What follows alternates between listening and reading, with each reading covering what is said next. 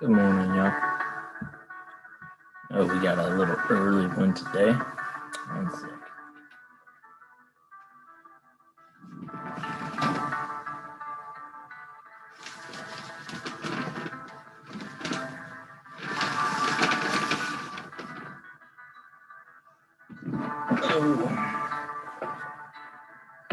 I might look a little stranger and wilder today, but let's go here in a little bit. I have to go get the trim, so figured I'd just let my hair do whatever it wanted since I have to get it. No, terrible. Oh, Soulful Saturdays. I know I came back the other day and just rambled a little bit. You know, I've had a lot of thoughts lately of our approach to everyday happenings and the different things that we allow ourselves to perceive or influence our day, you know. So when I think about that, I'm also in this mindset that, you know, like people be like, hey, how you doing? What up, Wade? Just, you know, I'll be like, I'm here. No, on days where I might be feeling low or tired or drained, I'll be like, I'm here.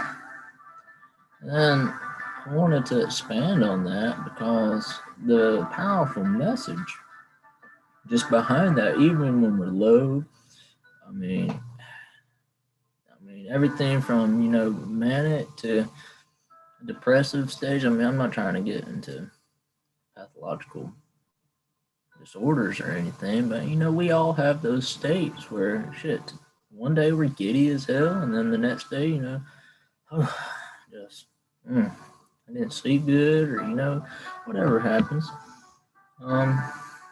And with that, we are, you know, just going about our normal routines. And when I've noticed, like when I say I'm here, I'm affirming, you know, being present. I'm here. I'm now. And I feel like, you know, there's a subtle, powerful vibe to that, in that being here and being now is the most influential we can be in and of ourselves. Not necessarily to others or the world around us, but I'm saying us and within being here. That is the most healing state that we can possibly embrace. Hey, Games, there I am. I'm doing well. I got my coffee as well. No, Gaines, it's not bedhead. It's just wild, crazy hair because I have to get it cut in a little while. So I figured I'd just let it go nuts. You know, embrace the inner Wolverine. I suppose can't really even see it at the moment. Oh, there it is. There. We'll show off the hair today. So, since Gaines is in the house, happy birthday, brother. Much love. Everybody, give some birthday wishes and send good vibes and some grooviness toward our brother in Scotland. Much love to you, man. I miss you. I'm glad you're with us today. Happy birthday. So,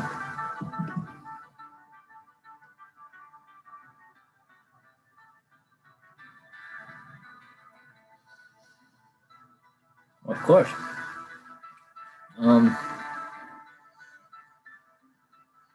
Also, I've got the music in the background. I'm going to change it up from time to time. But part of that being here, I'm here. I've noticed that, the type of person that I am,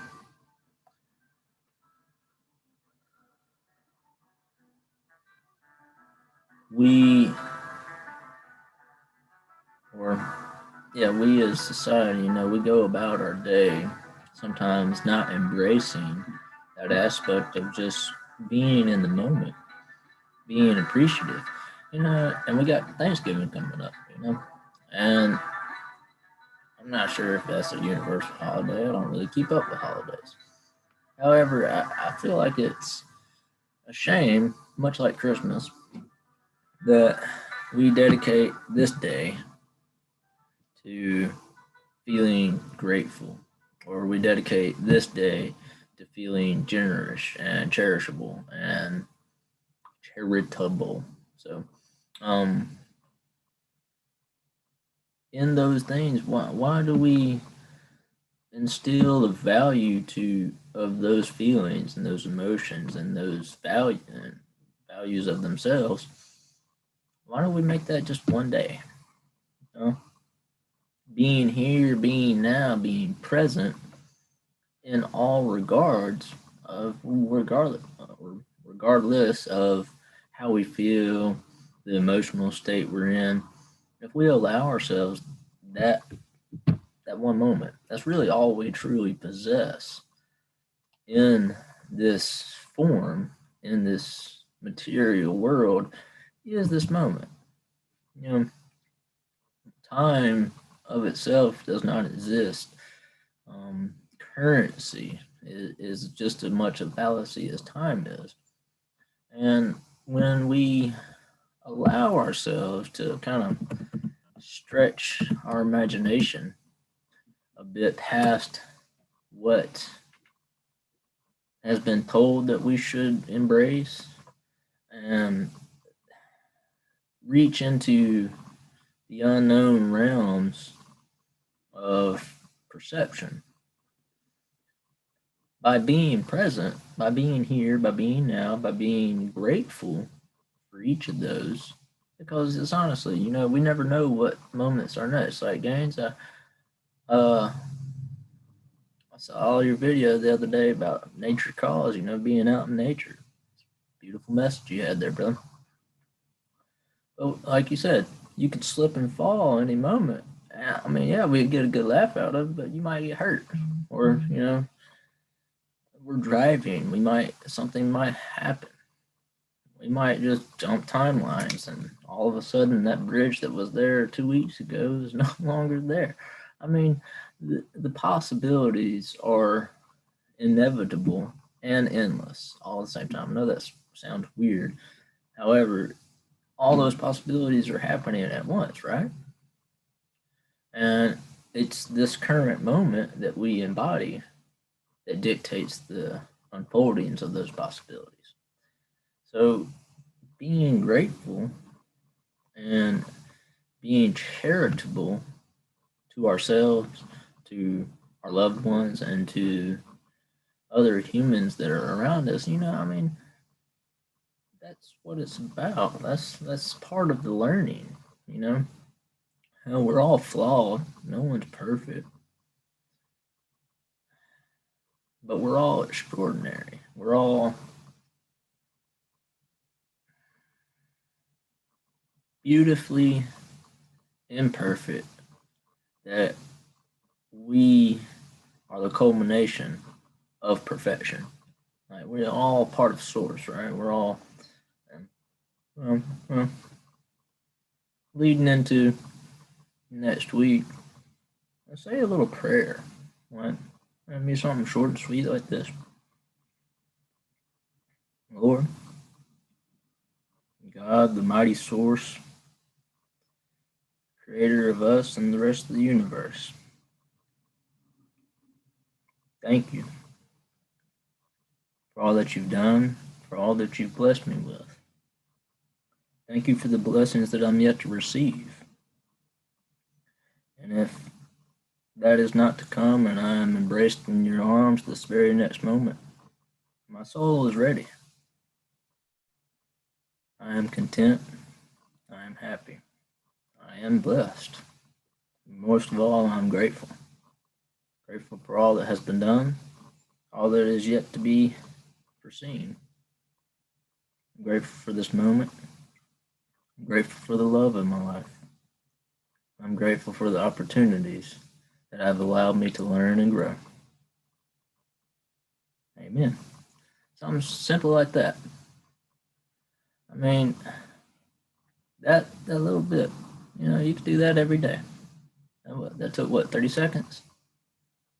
And I guarantee that small little prayer will elevate your being.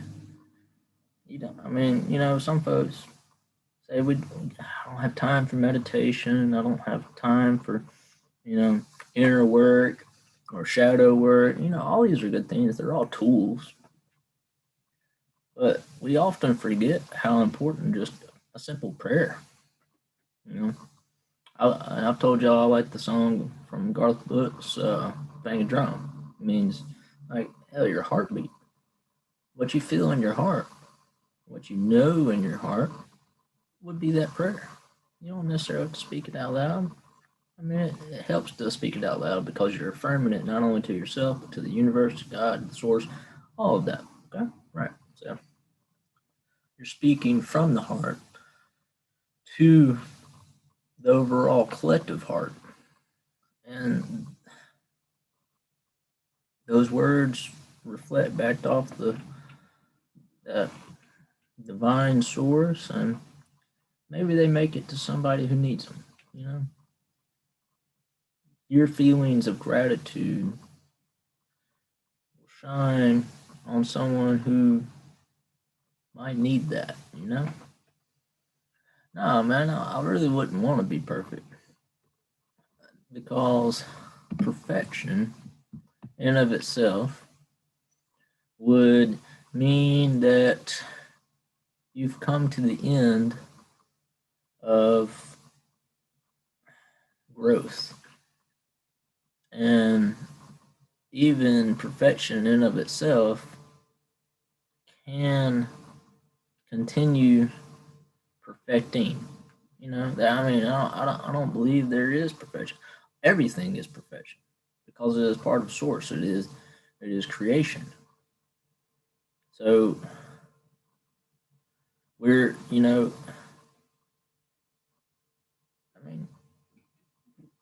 we are perfect. We're perfectly imperfect. Embrace that feeling of perfection from being part of creation, if that makes sense. Accept our small differences, accept our shortcomings, learn from our mistakes, and be grateful for all of it. So, Excuse me if I'm kind of chewing and talking. A little pick me up breakfast bar.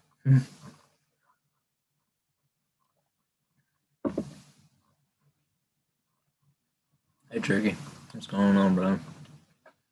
Glad to have you in here this morning. So, like, there was plenty of other things, and you would naturally, as you began on this. Are you good? You good, bro? Best of wishes to you. I hope yours is granted. Much love. Go enjoy, my friend. Go enjoy. Happy birthday once more. Now let's have a surprise. Let's have a dream. I'm playing music in the background today too. The reason being is music is an enormously impactful topic and part of my being. You know, I had this conversation last night, and how profound music is. And the reason why I say this is, you know, like, so y'all know by now I'm a little off kilter, and I bounce off the walls, all that good shit too. But the way I have always seen things has been a bit different. Like, I see the inner workings. I start to perceive past the outer shell of reality. And there comes a time when, I've kind of delved into that. When I start to, see in color, you see the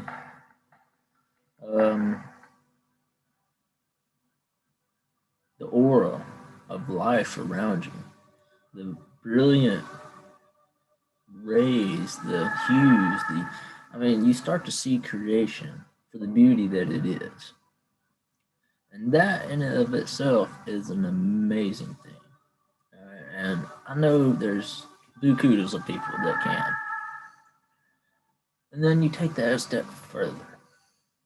You start to see where all manner of creation is tied and woven together.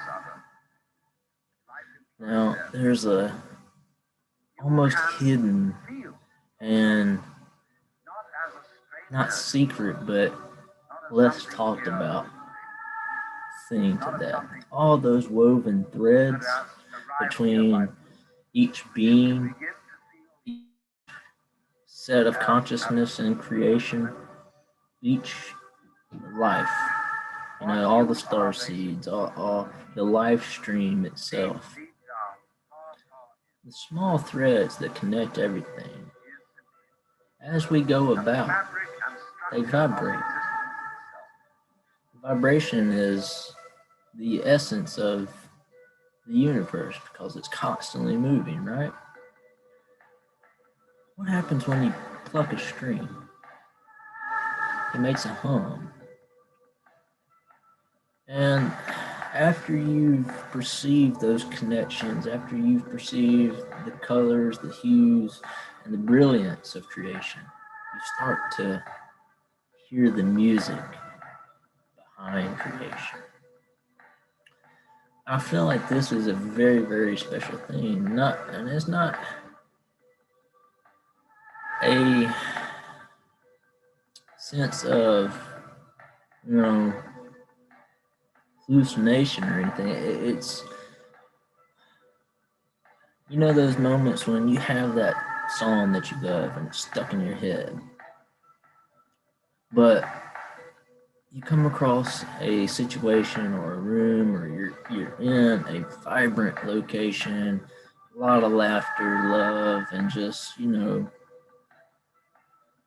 the air is literally vibrating due to all the abundance of happiness, right? And in that moment, when you allow yourself to be present, here, now, this moment, you can tune in to those hums, to those vibrations. Not just, the feelings and the emotions that we can absorb. I'm talking about the music behind it. You not only see the brilliance, you hear the brilliance, and they intermingle. It's like you see in sound and hear and color, and I don't know. It is the strangest thing, and it does sound crazy, and some APA journal would dissect that as some form of schizophrenic hallucination. I really do not. I don't believe that. The reason why is because in psychology of religion, in different states of mysticism, all these things are possible. So when we allow ourselves to be present here, now, and appreciative, grateful for this moment. Right, some see the rain, others simply get wet. That's beautiful, Tricky. I like it. Hey, Lisa, how are you doing? Good to see you. So, I'm going to change it up a little bit because we all have a mutual friend who not only sees, hears, and feels that music of the universe, but he makes it too. Shout out to Venus Looking Glass for the, he's got beautiful work. So I'll let him play for a minute and embrace it. That song I played at the beginning, here recently, I've been finding more and more music that speaks to a plethora of emotions, vibes, and just gets down into my soul. Nick, brother, you're one of them. That first song I played, the little Alan Watts background song I played just a second ago, it's nice. But there's, I myself would love to make music, and I'm actually kind of working to do so. It's been forever since I've played music, and that's another thing. If we can attune ourselves to hearing the music of the universe, eventually you'll be able to play. And then not only you're hearing creation, you allow yourself to create music that tunes into creation. I don't know, I think it's a beautiful and powerful thing. Yeah. So, when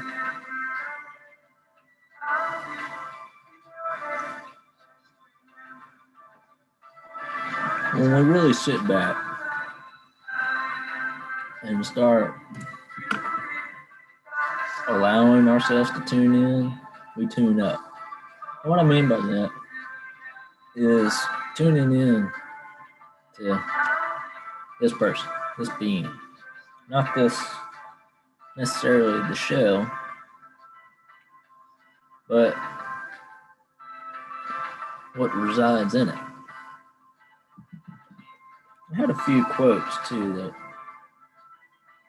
I wanted to share with y'all today. A little bit of stoicism that pops up now and then again on my phone.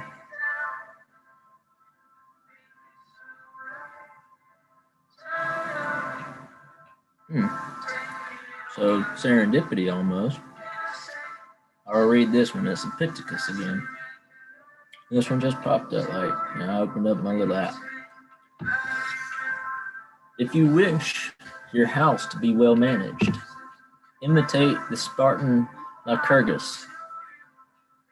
For as he did not fence his city with walls, but fortified the inhabitants by virtue and preserved the city always free, So you do not cast around your house a large court and raise high towers, but strengthen the dwellers by goodwill and fidelity and friendship, and then nothing harmful will ever enter, not even if the whole band of wickedness shall array itself against it. Honestly, I think that's enough. I was going to read out a couple more, but that really almost sums it up. If you set to make your environment a fortification against the evils and the wickedness of the world, the evils and the wickedness of the world will bombard your fortifications.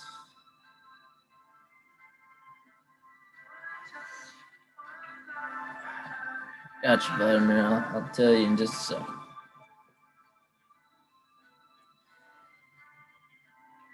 So when we create a space of love, light, and peace within our dwelling, within our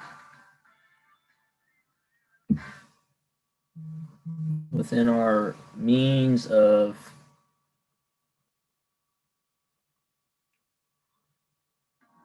our means of being, we then create a sense where even if wickedness or evil machinations approach our doorstep, the good vibes, the love, and the embracing friendship from within will nullify anything that may assault that doorway.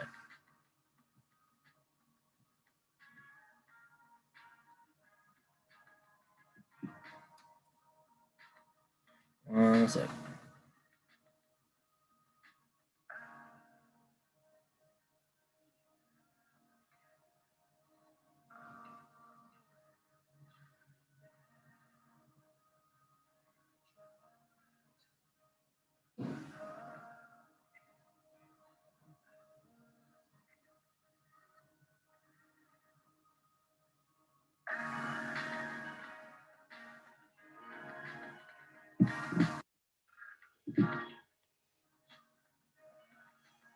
All right, so yeah. So to the question, why is there so much dark symbolism and next to none for the light? Perception, my friend. Perception. And I'm not criticizing or condescending on anything. What I really mean is that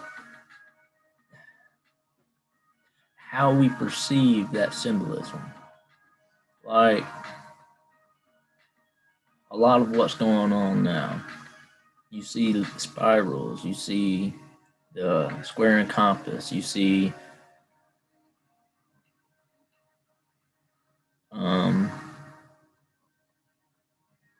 I don't know, just different effigies of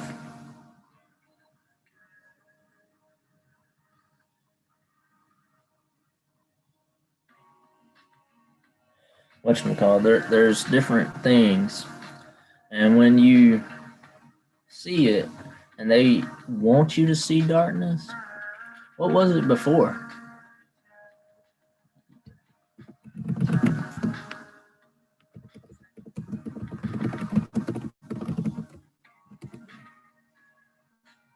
So when we perceive something as dark symbolism, where did it come from before it was initiated as dark symbolism? Yes.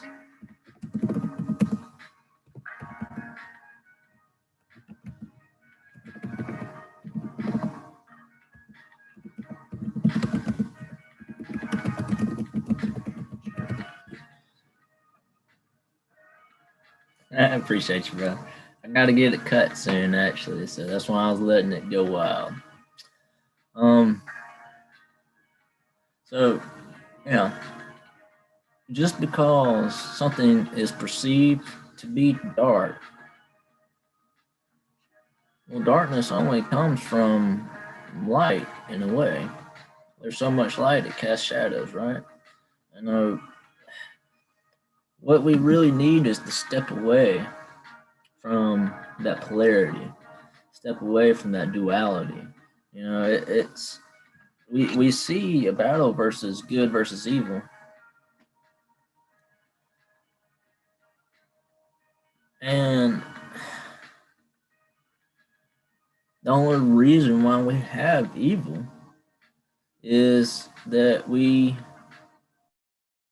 they do it just to reverse. You know, the reason why there's evil there is because we've strayed from good, right? You know, it's a consolidation of he said, she said, well, we say this is how it's going to be. And that starts blurring the lines a little bit. The biggest thing would be that, like Tricky said, you go within because all of our souls are part of that creation. They're part of that essence of the greater. Yeah, so much light it casts a big shadow. Yes, indeed.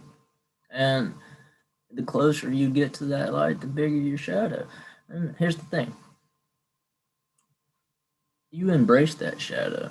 Doesn't mean you are the shadow. That's part of going within, doing that inner work, understanding that we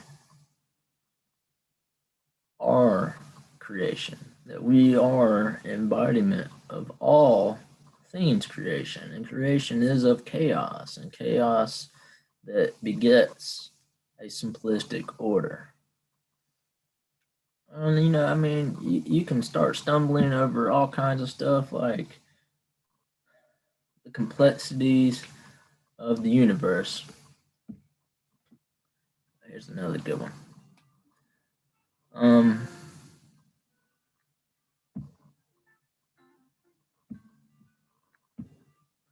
so I mean, you know, like stressing over what's happening in the world right this minute is latching on to that polarity and that duality. All things happen as they happen.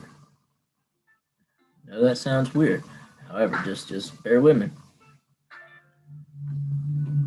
It's happening, and we just need to know that it's happening. It's not happening to us. It's not happening to the world. It's happening, and this happening will lead to a new happening, and it's where we allow ourselves to go and where we venture off into the world of happenings that dictates what they will be. So, you know, taking it a bit further with the whole theme, music, and vibes, tuning in to tune up. Yeah, yes. Love you too, bro. Glad you're here with us. Um, so when when we move forward, it is only embracing each moment that we do so, right? You know, like I was saying just a minute ago, time is an illusion that we allow so that we can pinpoint certain instances. However, when it passes us by, you know, that was another one. I have a few more quotes. I'm sorry, I will do my best to try to be quick on them because they're all a little spread out though. Mm. All right, so here's a good one. It's Marcus Aurelius. Y'all know I like him. Time is like a river made up of the events which happen in a violent stream. For as soon as a thing has been seen, it is carried away, and another comes in its place, and this will be carried away too. Yeah, hey Vlad, you don't gotta go, bro. Stay a while and listen. Some old Decker Kane shit. Y'all know what that is? Kudos. And so like when we get stuck on something, right? Well, time, as we perceive it, is a fluid river, just like the quote said. It's a fluid river, and it has violent rapids as well as a coasting stream. Now, we can either embrace ourselves as a log that happens to be traveling that stream. We ourselves could be the stream. We could be an observer who sees one thing and it's gone just as quick as we've seen it. And then something else comes by, right? Or we can be all of these things. Because essentially that's what we perceive time to be. We're something in that stream and we're flowing in its course. And it has its forks, its bumps, its rapids, its violent tendencies, yes. But just as well, we are the observer as things pass us by in our perception of the world, right? In other instances, we ourselves could be that stream. Are we not water?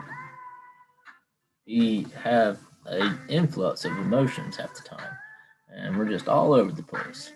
And then at other times, we're chill, we're peaceful, we're docile and fluid, right? So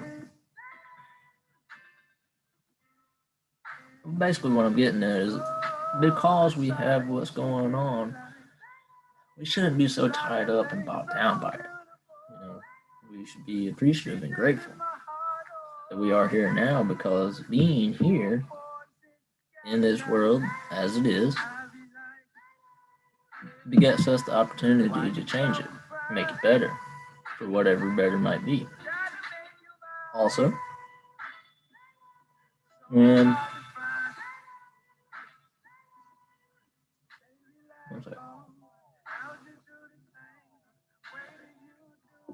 when perceiving things as it is, we kind of get stuck on the polarity and the duality. That in itself is just as much of an illusion as time is, right? Because we are all part of the one. We are all connected. We are all different instances of consciousness sprouted forth from the source of creation, which in and of itself is consciousness, right? So,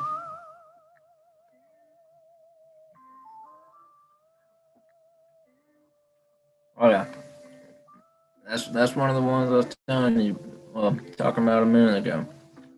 Between Nick, found these guys in Sago. He throws some shit down. There's another one that I got too for y'all. That's pretty chill, and we'll get back to some good old BLG. Oh yeah, hope you're still around, bro. I'll be playing your tunes this morning. So, just artists, music, art in general, paintings. This taps into that universal soul. That's what I was getting in, tuning in to tune up. I'm very appreciative to have met Nick, and we talk from time to time, and we had this discussion yesterday. Perceiving that interwoven connection and being able to express that in some form or fashion. Yeah, that is one of the most beautiful things that I feel like is in, besides creation, taking something and putting your little flair on it to show the magnificence of creation. You know, And that's art. That's being an artist. You know, I know I write and stuff. That only goes so far. You know, you can only put words to so much, so many things. There's there's not enough words. Language muddles down the beauty of creation, the beauty of mysticism. When people like Nick come on the scene and throw out their art, it's not just words, it's feelings, it's that love. Oh, sweet, here's the other one. We'll get back to some BLG. But yeah, so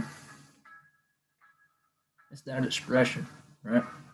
It's not just words, it's rhythm, it's soul put forth, because the universe and creation of itself is vibration. When we can tune into that vibration and then make our own or supplement our own to our realm of perception, it's beautiful, right? So I'm saying, you know, me as a writer, it only goes so far. You know, heavy-handed words ends up just that, like becoming a nuisance.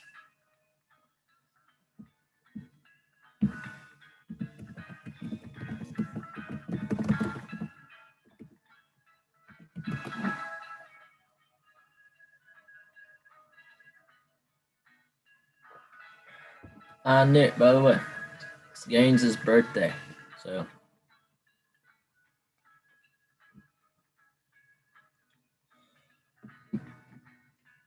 I can delve into. Right, man. It's a beautiful thing, man. It really is. I'm really appreciative. Call you my friend, man. It's been a great ride. Like, I'm so happy we're all here. You know, we lose sight of that at times.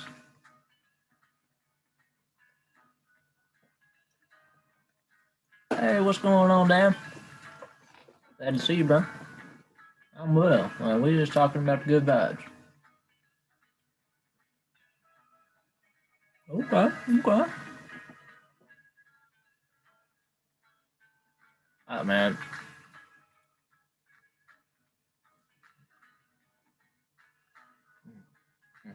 So, hey, up, girl.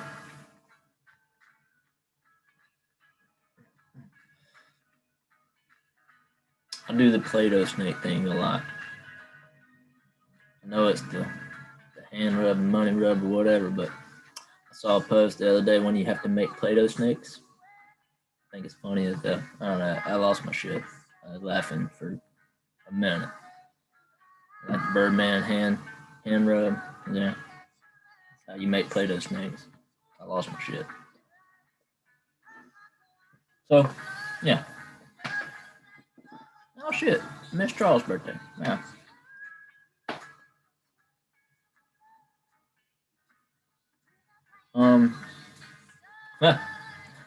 Happy birthday, Joe, right? You know. Don't wish ill on your enemy, otherwise ill becomes unto you. Hey, Charles. Ooh, what's up? See, man? Ears ringing, ain't you, bro? Happy birthday. Happy belated birthday. So, Play-Doh snakes. Yep. So,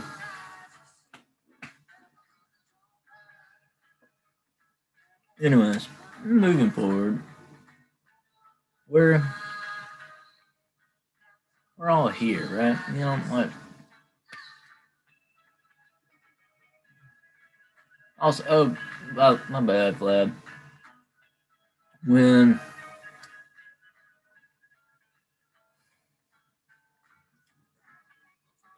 old good 1-7, you know,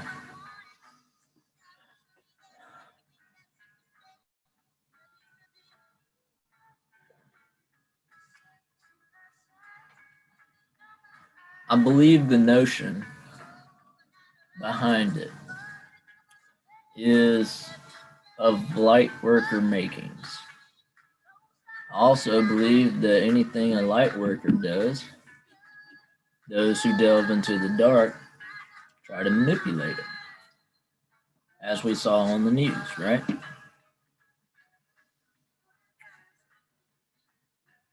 And honestly, if you want the truest of answers, like we've said many times, you go up in here. You seek that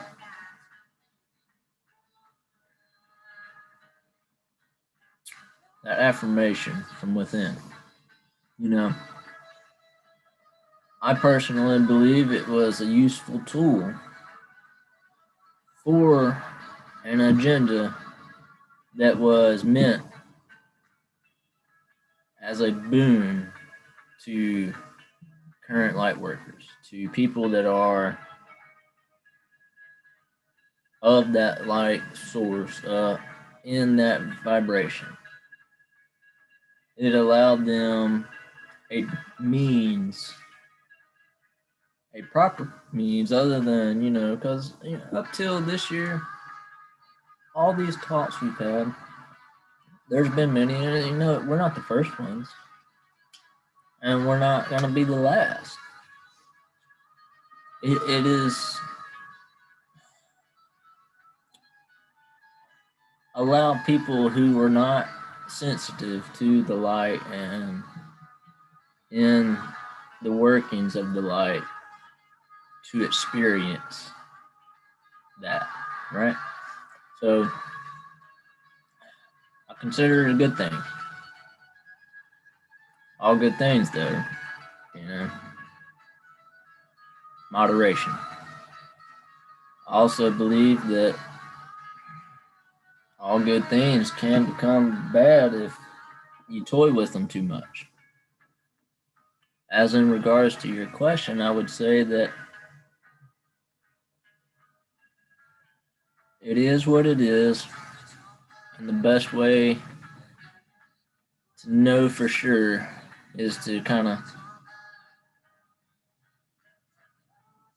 seek your answers from within. How does it resonate with you? How is your perception happen and what has been put forth?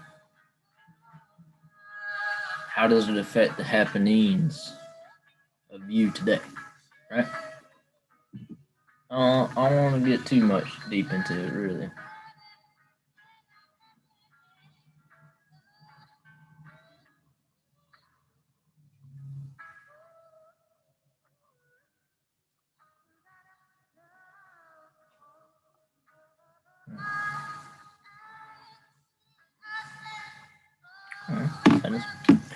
So yeah, everything you need.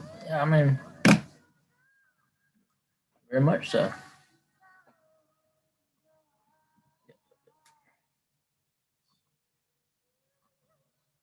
Hold on a second. My appointment for my crazy hair got changed, so I'll get to hang out with the a little longer. Ads. Yeet. So yeah,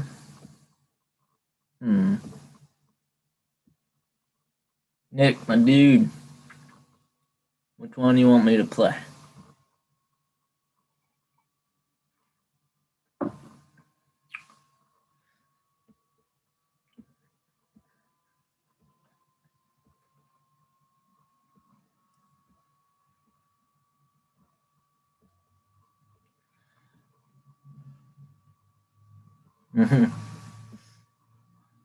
So, alright, that gets me on a funny topic too. The other day, me and Nick were talking, and it got on the point of like, how are you, basically just like, how are you doing, all that stuff. And yeah, I like that one.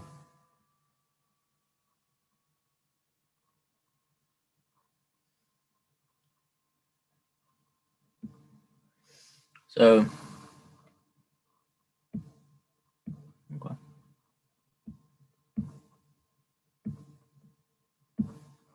Bet.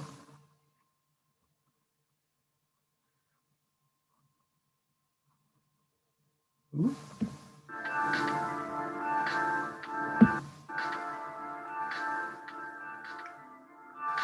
We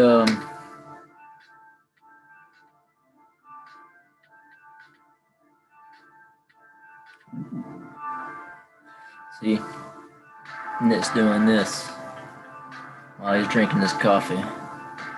Mwahaha. Making Play-Doh snakes. I think you're a little bit excited. I know we're excited. The Lion film is waiting for the Lion's film. Tongue twister. Yeah, alright, so. Yes. Back to that. When, speaking of moderation, we are in a time, it's truly funny that as a whole, society is so disconnected to mysticism and the source and God that we honestly couldn't be more closer. And what I really mean by that, I know that sounds convoluted too.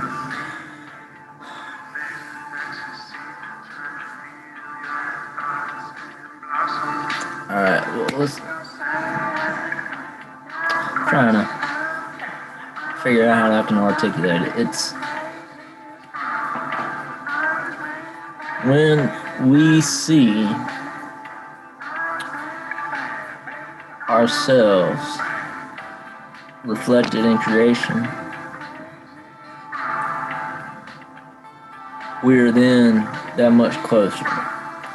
Basically, with Jesus, he had that realization, that epiphany that I am. Alright, so like this goes back to what I was saying, me and Nick's talk. I am, affirmations. I am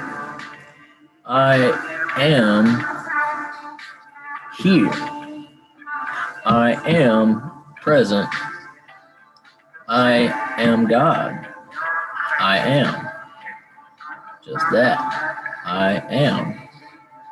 And that very phrase, I am,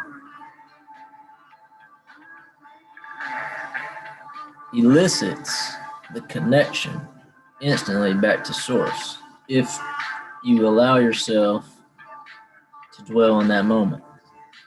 What's up, Smooth Groove in the house? Hey, Gaines, you back. What's up? Woo.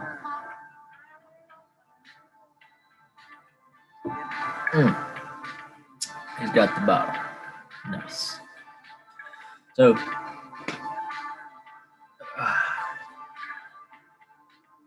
whatchamacallit? Threw myself off there for a second. Oh, yeah. All right, so within moderation, we allow ourselves to push forward with the knowledge and the gain of tapping into creation, right?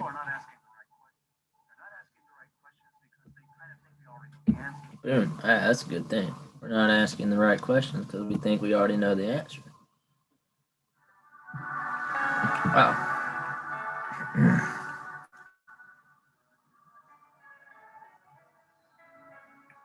Love a girl,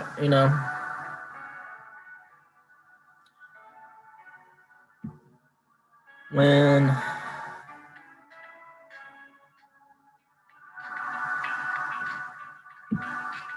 play this one.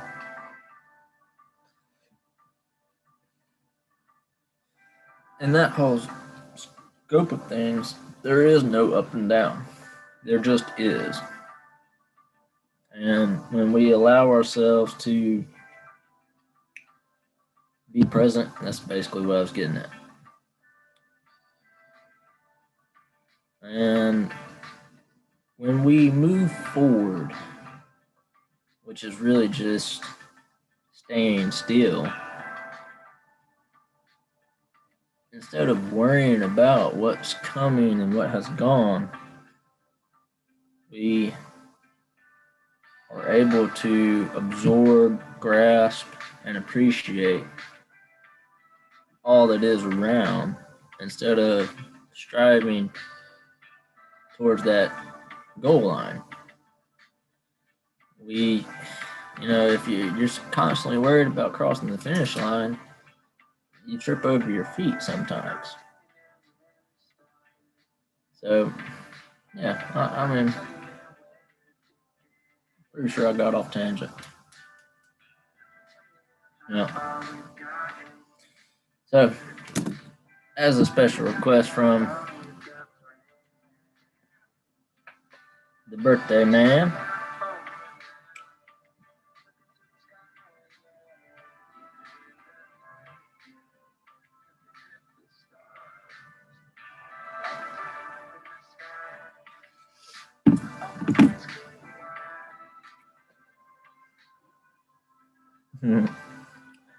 there was a request to getting on to the topic of interdimensional beings from different dimensions.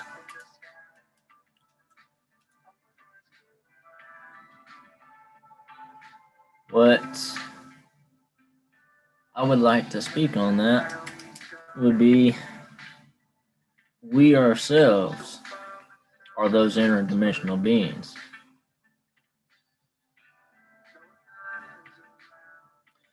So Vladimir, before I get into the big topic, Vladimir, the same thing. It's happening. All right, it's we're being stuck on that polarity of who won, who didn't win, left, right, red, blue.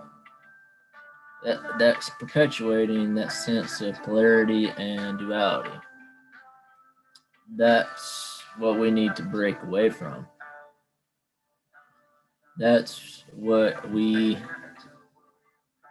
are in struggle with today, is the breaking of old cycles, the shedding of negative energy, of past trauma, right?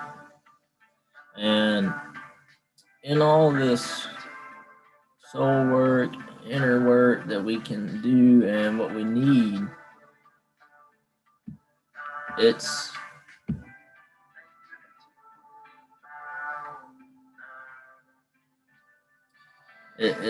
moving forward, and it's the sense of, well, not moving forward, but being here, being not complacent, but present, you know.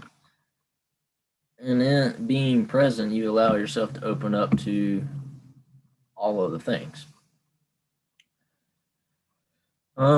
So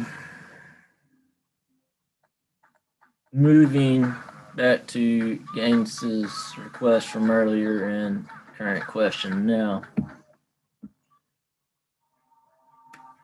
When, yes, we are being held back, and it's been an intentional holding back. And we all chose to be here, this timeline, this place, this moment. All right.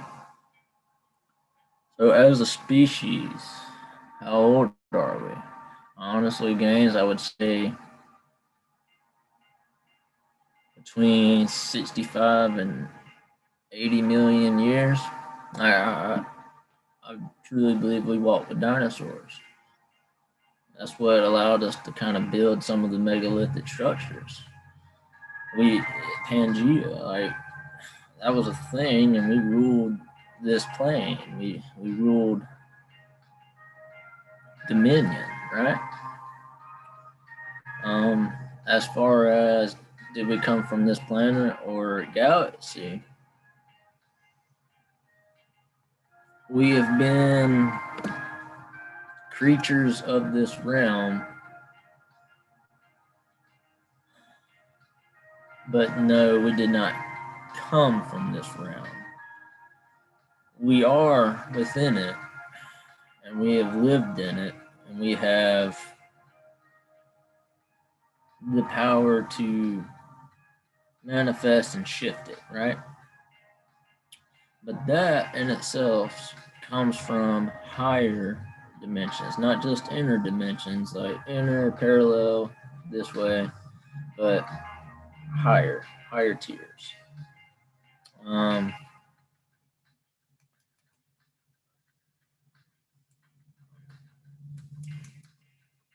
no, I'm not talking about reincarnation. I mean, we are incarnate of past consciousness, yes. I've mentioned this before.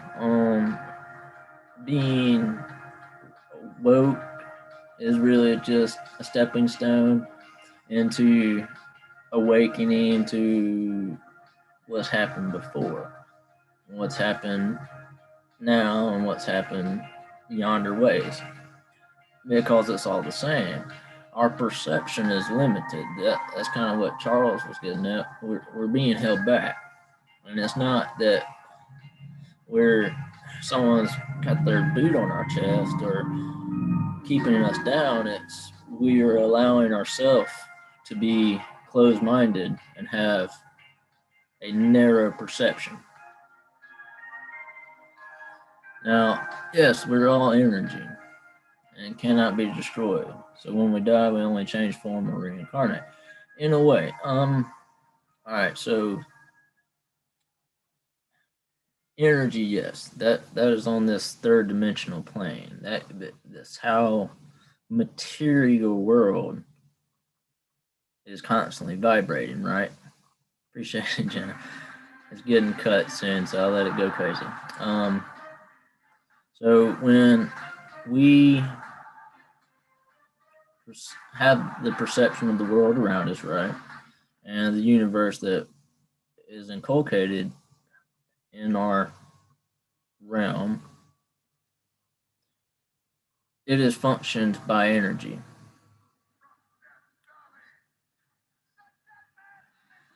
Yep. We are in a loop of timelines. So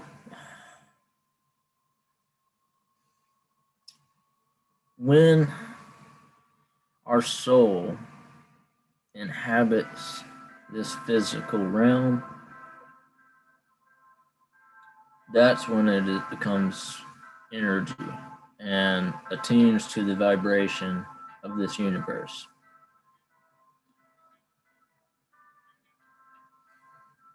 When we die and our soul leaves this form, it returns back to the source. And what I mean by source is the higher planes of existence. All right, so I've talked about this and that, being woke and stuff is a stepping stone. The reason why I say that is because we are actually beings in a perpetual fifth dimension. We are the collective. And the collective itself is a little bit higher. We'll get there in just a second. So when you allow yourself to be present, when you search within, some of these doors start to open up, All right, so what I mean by fifth dimension, that is consciousness as it unravels in this realm, in this plane, in this universe. It inhabits basically the area of third, fourth, and fifth dimension. Third dimension being space, fourth dimension being time. I like to call it the cosmic jelly because if you stick a fork in a big ass bowl of Jello, are you not inside all of that Jello, or are you just in a point? And that's a whole different topic. People do question things, but honestly, like the little ad said just a minute ago, we are limited in our questioning because we think we have the answers. So it's not merely about questioning, it's about releasing your desire for answers. That allows for further questions to be embraced. Yeah, they did. All right. So every time CERN actually smashes atoms together, they do split the fabric of what we call reality. We'll get in that in a minute too. Y'all try to keep me on track because this is gonna get tangents. All right. So back to basically the reincarnation. All right. So creation is of an eighth dimensional aspect. And that's where I feel like our souls reside. And, it's been called the Akashic Record, the Halls of Amenti. I like to call it the collective. And by collective, I don't mean the collective unconscious. That's kind of like in the seventh area, because that's where the eighth present starts to manifest into its happenings. And then it filters down from there. Fifth dimension would be our present consciousness. As we make choices and dictate the goings on of our life, that would be navigating the fourth, and how we perceive things and the outcomes would be the third. All right, I know it's out there.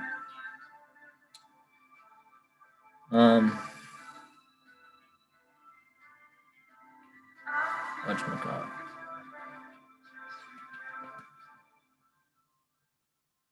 Train of thought, y'all. All right. RuneScape. Sweet. That was some old school stuff right there. Y'all, give me just a second. Let me go heat my coffee up, and I'll be right back. And that'll allow me to kind of get my thoughts together, because I'm a little all over the place. So, y'all bear with me. Enjoy the next tunes, and I'll be right back.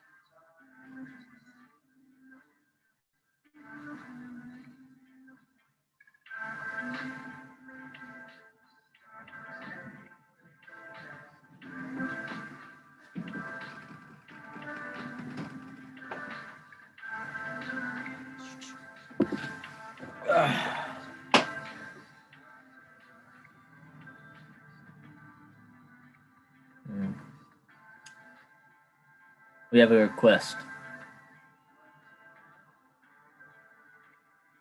Play what, Vladimir?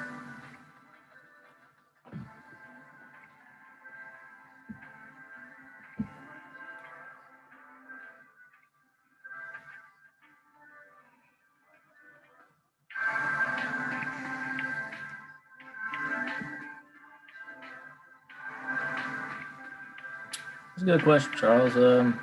Depends on who it was and the different kinds of practices, I would say.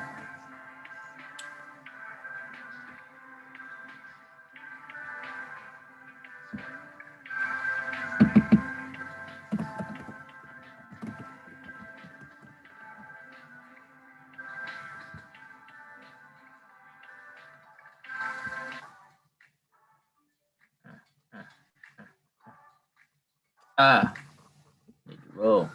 Gotcha. Ah, need to roll play doh. Yep, gotcha. Mm. Ah, yep. So,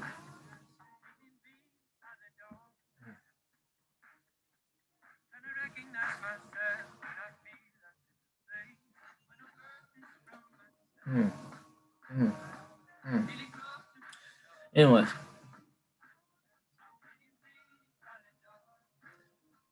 y'all get me back on track. Otherwise, I'm just gonna sit here and dance and be weird. Uh,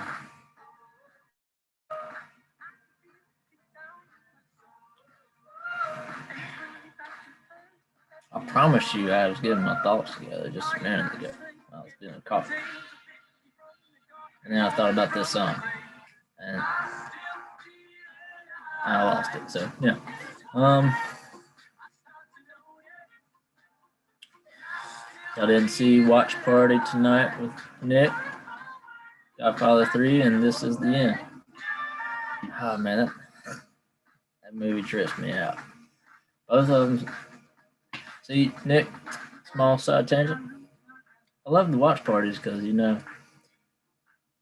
like-minded folks, we get all together and we start dissecting them, and the subtle truths and whisperings of bad juju they like to do. I think it's funny, and yeah, those two movies are good.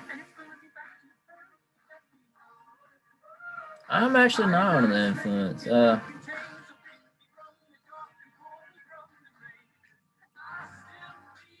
I'm speaking on a lot of things, bro. No, I'm just naturally weird. So, all right, yeah. So 5D stuff slash um, interdimensional travels. So to kind of round up back,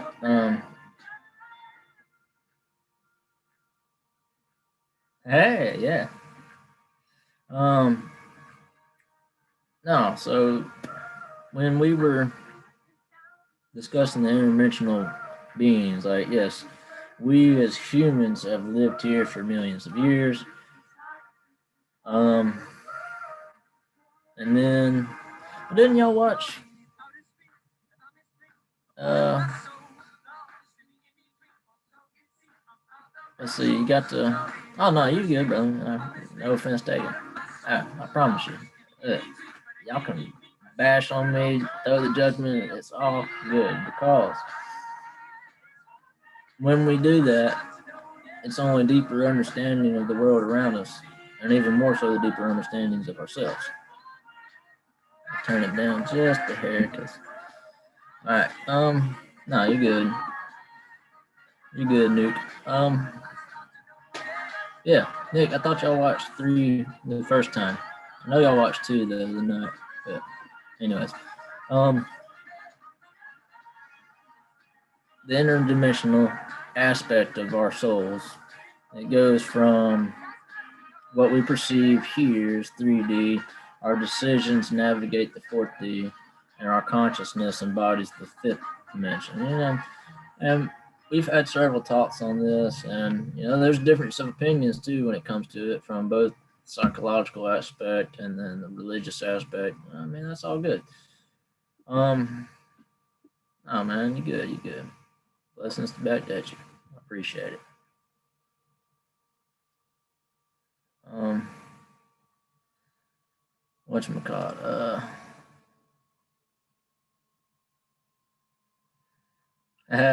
Appreciate it. Um, much love to you, Nick. So CERN and their fuckery. Now, what CERN is basically doing is I basically assimilate it to dissecting consciousness. And hey, Nick, it's a good point you say old soul. We'll get on that in a minute because there's a variety of soul. Old soul. That's a might get to that topic today. We'll see.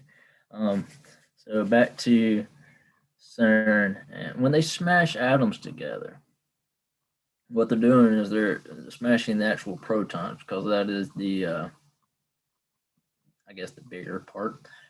Yeah, would be the bigger part of the atom. And what they're doing is essentially trying to find subatomic particles. And they found many. I mean, they've found a lot. Um, Opera potential is limitless. I'll get on that too later. Um, Time traveler. I don't like the word, but yes, in a way, I would say consciousness explorer. Yeah, that's a good one. Yeah. All right. So at CERN, when they smash those atoms together, and I mean they're doing it like really fucking fast too. Yeah, I used to have all the actual schematics, and there's like I think 3 or 4 different collision points that kind of spruce off. Um, when we have that moment of impact between those particles, they basically shatter. But when they do that, it basically unveils deeper themes of creation. So, small side tangent, I promise it will link up. How I was talking about how we perceive things and our consciousness. And our perception is third dimensional. The whole reason why we choose this era is because there is a rift in the collective consciousness. When we and by rift I mean there has been a stray from the essence of creation, that Christ-like consciousness, that universal love, and that happened back up in like the eighth and seventh dimensional split, and it was because there was doubt in the presence of source, and that doubt kind of led to the split between like the Galactic Federation of Light and the NAA, which is like the negative aspects aliens. I can't remember the actual. Yeah. So yeah, on the chat. That's hilarious. All right. So shit. Damn it. Y'all got me off track now. Um. All right. So yeah, from the eighth down to where we are now,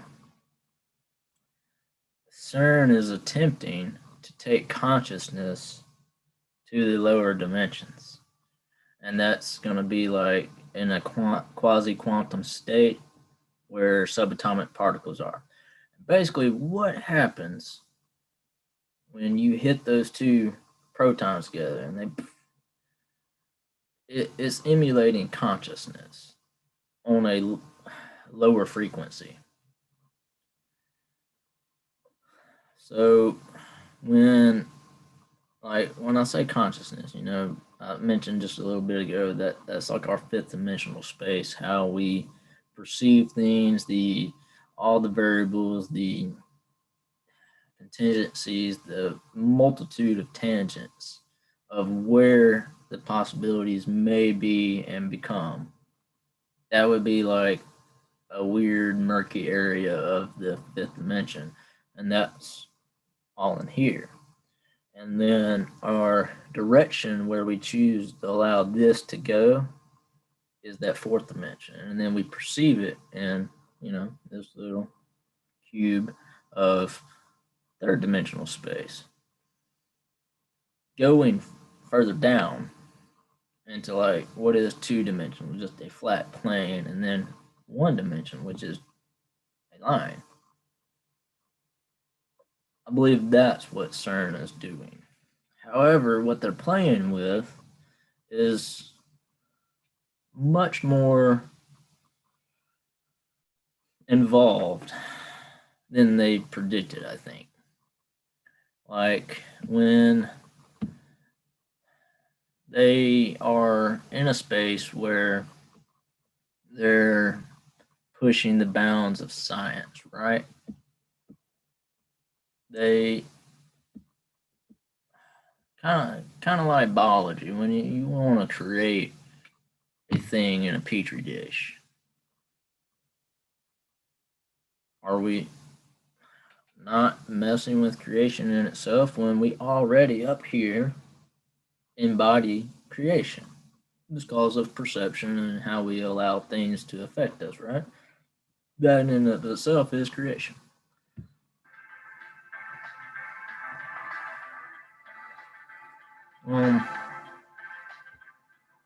So I may have missed a few questions here. Let's see. I know we were talking about CERN and CERN's 5D and how they've opened up portals. So in those smashings, it's in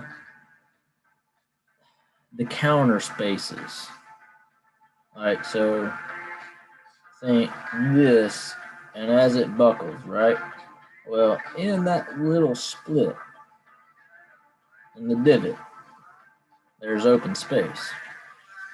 But in any open space, there is vibration. And basically, vibration is creation. And enough of a vibrational pattern will split that creation, like where it breaks. And when it does that, it opens the portal. Honestly, I don't like always throwing movies out there, but the Pacific Rim show or the Cloverfield show. Yeah, Cloverfield Paradox. It goes with like Pacific Rim and all that. The Cloverfield trilogy. It that kind of alludes to what is the possibilities of what could happen in those experiments. You start to break and shift reality, and that gets back to Gaines's question from before, like the interdimensional beings and things from other dimensions. Being a time traveler is very minuscule to being a dimensional traveler. And we are all actually dimensional travelers. We're interdimensional beings, and basically remote viewing is in of itself dimensional. It can be time, how we perceive it, but more than likely it would be dimensional. So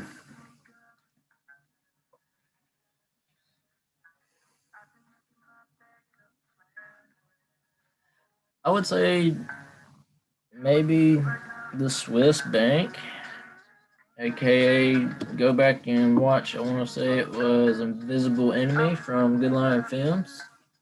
That'll kind of tune you up to who possibly funds that little or big ass circle on the ground over there.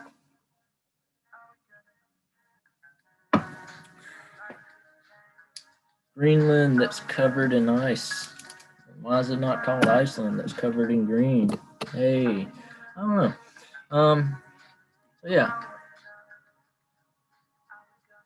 But yeah, Vladimir, remote viewing in of itself is dimensional travel, and it can either be along the third dimensional perspective, it can be along the fourth dimensional timeline, or it can be into the possibilities of the fifth dimensional concept. Uh, so I don't know if y'all remember Max from the Good Lion cast. He's talked about his experiences with Palladian ships. Now, Palladians themselves are sixth dimensional beings. And on our plane, yeah, make a funny video because by all means, please do. You know, uh, the Palladian beings, they're being sixth dimensional beings. They are in the visage of a pure light. So, like, we're not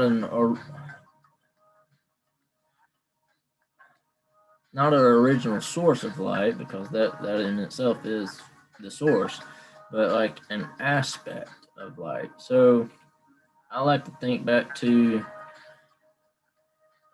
Newton and the little crystal, and he shines light through it, and it's got a rainbow effect, right? Well, the refracted light that came through the window into that, I don't know if it was crystal or if it was just a looking glass or whatever it was, but that allowed him to do stuff.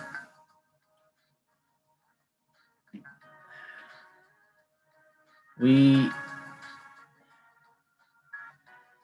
would see them as just a embodiment of light. Okay, now like fifth dimensional beings are in the state of where our consciousness is. Oh yes, yes. Well, see, now Satan doesn't appear as a light being. He is a. See, there's a difference between Lucifer and Satan. Satan is of the hierarchical realms within hell. He is basically like what he's been depicted as. Lucifer is a prideful light being, and he is the light bearer. But his name was Samael,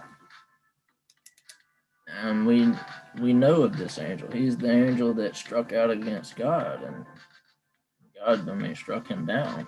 So, and basically, what he does is does his best to manipulate humans because he is scornful to God.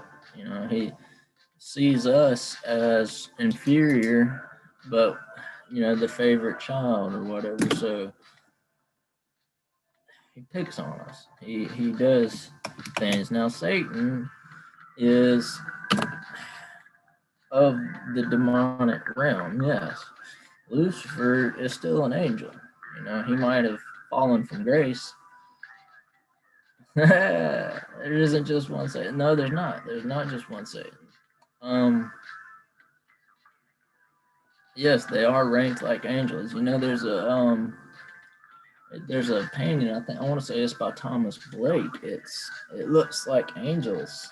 You know, coming down. You know, if you look up, it's like a spiral of angels, right? Well, no, that's actually hell, and that's the fall.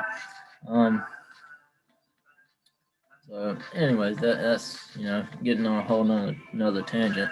Nick had a question. What's projections for 2021? A catalytic shift, and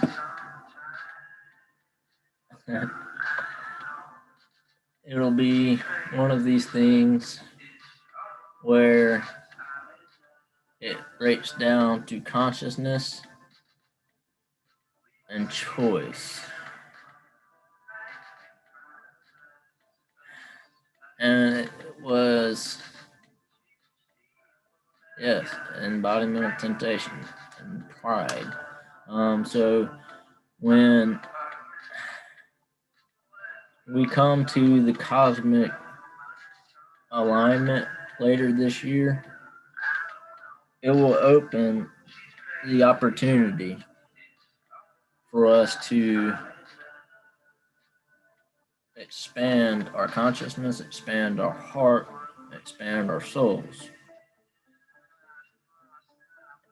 And also, as light workers, as star seeds, gives the potential to do a massive healing of that rift that was caused so long ago in the higher realms.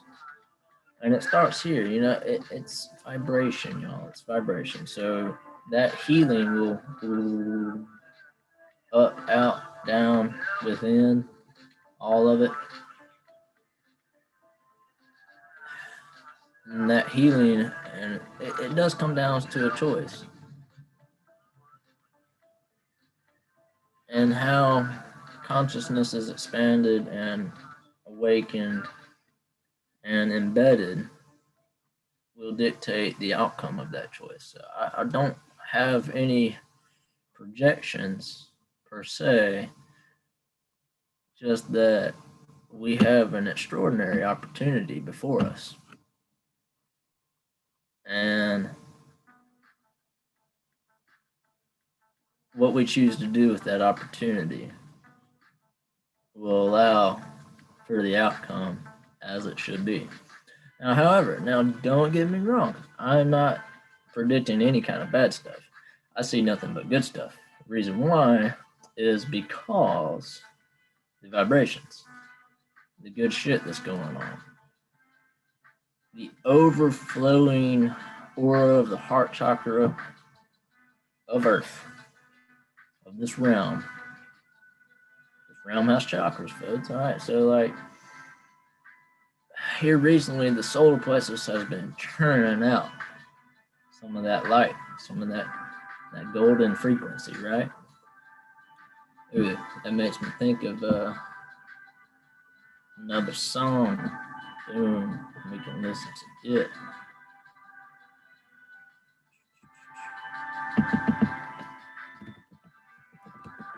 One second. Yep. All right. Love you too, brother. Love you too.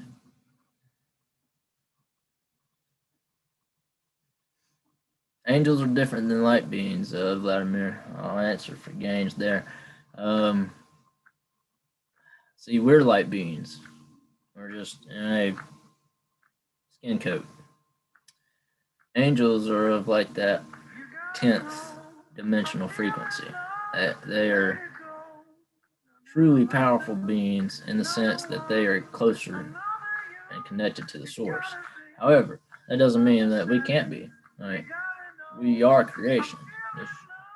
So yeah, don't get me wrong. All right.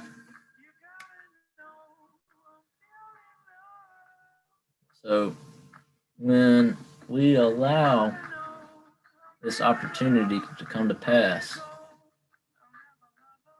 it's what we choose to do with it, right? And like I'm saying, there's just absolutely immense amount of just greatness and lovingness. And like I said, as a writer, I love writing, but on certain things, words cannot express the vibrations. And that's what I'm getting at. Not just, emotional vibes, but a whole sense of where we're headed. So much better. We're already there. That's the best part about it, too. We're doing so much better than what we think.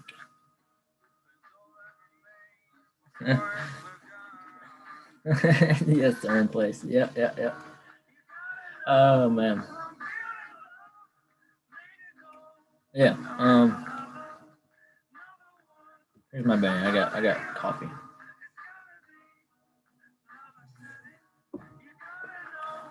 But yeah, let's appreciate the love for the background. Yeah, that's my, I like foxes. I think that thing's cool. Yeah. All kinds of stuff right there. But yeah, so I just amazing things coming our way, and you just gotta realize it.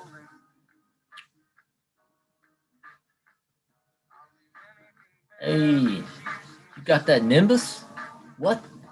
Got the Nimbus? Oh, jealous. Oh, I want the Nimbus. Oh, I want the Firebolt. Alright, so I know we have another question somewhere. I'll have to bring it back up.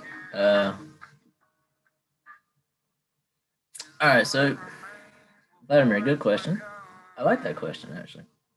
It's all your intention. It's all your intention. So the thing with meditation, um,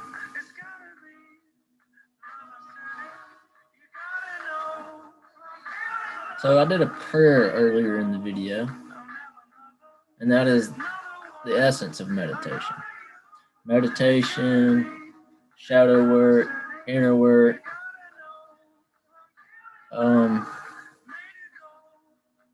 tarot, runes, all types and forms of magic would be tools. It's how you use those tools that dictates the outcome, right? So, yeah, we're gonna do a meditation before I leave tonight. Leave the episode, y'all. So, yeah. All right, perfect, perfect. And then works with experts like these. I don't know what this is. Oh shit! Hey Nick, should I play the butterfly song that I sent you the other day? I think it would be incredibly uplifting for the meditative question. Because yeah, actually, let's. I think they do. Um, Look only fly. I want to say they do. Like this could be just like a dream or some other dimensional thing, but unicorn like rainbow, and it's like a cross between like Pyro G, and cotton candy mixed with like fruity pebbles. So yeah, I could be making that up. I don't know, but I swear I think I've seen some like unicorn rainbow or some shit like that, and it's like a yeah. So be on the lookout for that. Yes, bam, butterfly.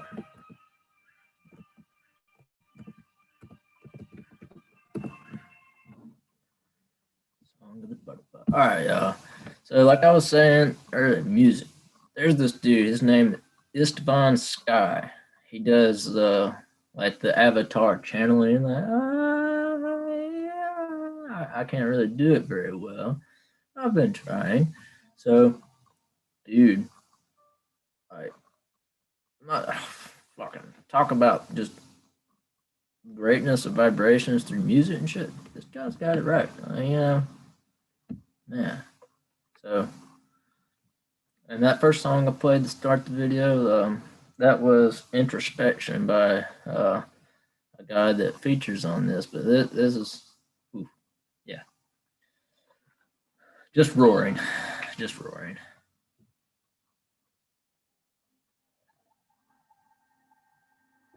But essentially, this dude, he's like from Hungary, and he lives like like basically what Americans would call a hippie. But no, this dude, he is a true born mystic, I would say. It just embraces and embodies nature and how, ooh, All right, so yeah.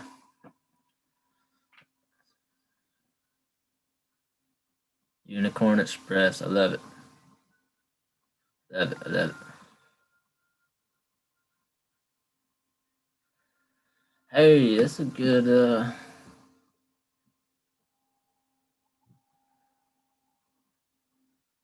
it's a good thing, a good thing. You know, Charles Lucifer is actually kind of assimilated to Prometheus, and that Prometheus was a titan that stole the fire of Olympus and gave it to man, and then he was, strung up and punished by Zeus. However, the fire in itself was like that free will, that connection, that consciousness to source. It wasn't an actual, strike a match fire. It was consciousness, source, that soul fire. And it says the serpent is the one that tempted in the garden. And without biting that apple, we would not have knowledge of source, right? And then, that goes back to like Thoth, and that goes back to Enlil. I mean, all these different cultures had the same story, just different name, different people, different time. So you are very correct, Charles. We have been taught or told what to talk and how to think and how to learn. And it is in questioning these things. I had this conversation yesterday at work. Not only questioning things, but questioning yourself, questioning what is learned, questioning what is told, questioning the answers. Like how that little ad said, it's not that we're not asking the right questions, it's just we think we have all the right answers. Get rid of answers. Get rid of seeking answers. What we need to do is perpetuate the adventure and the exploration of questioning, right? So, I don't know if y'all can hear it in the background, but yeah, it's getting there. All right, so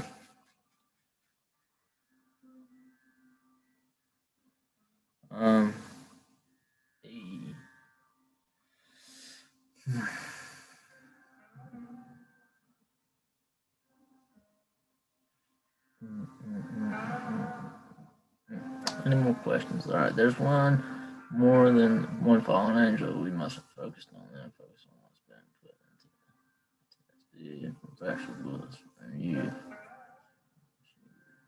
Right. Yep. Gaines, you're right, bro. It's more than one fallen angel. Not all angels are just, the guardian that's tapping on your shoulder. It's, it's, there's a bunch, yeah. I'm not gonna really dive into that, raise these vibrations and stuff. Whoop. Yeah. We are very fortunate. You know why? Because we are creation manifested as creators, and we dictate the levels of what we deem creation to be. I think that's a beautiful thing, fortunate thing, and in all that, we should be grateful.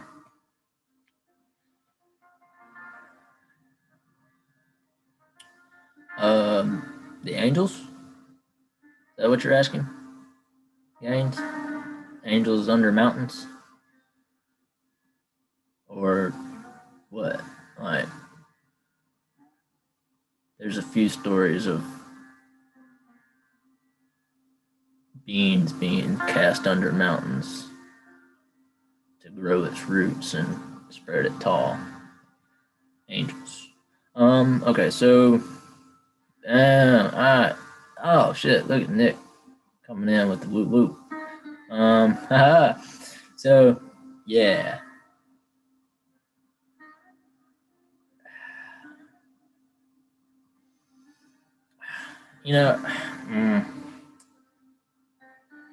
I don't want to say the fall, the casting down of angelic beings into this realm. See, they didn't go through the tears like our soul and our consciousness did. We slowly, made our way to this time and this place and this uh this realm. I believe the Anunnaki did manipulate things here in this realm. They all right. So they were plummeted, right? So I don't necessarily want to say it, but I'm gonna say that that's what split Pangea. You know, that's not just tectonic plates over millions of years. I really believe it was like a sudden impact that shattered the realm and split it off. Kind of like, the Tower of Babel. It was language was one.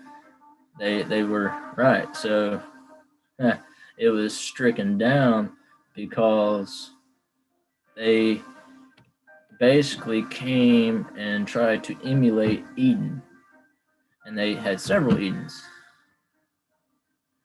Vladimir, as with all mythological deities, they were basically ascended masters or ascended beings, much like the Anunnaki. They were, yes. So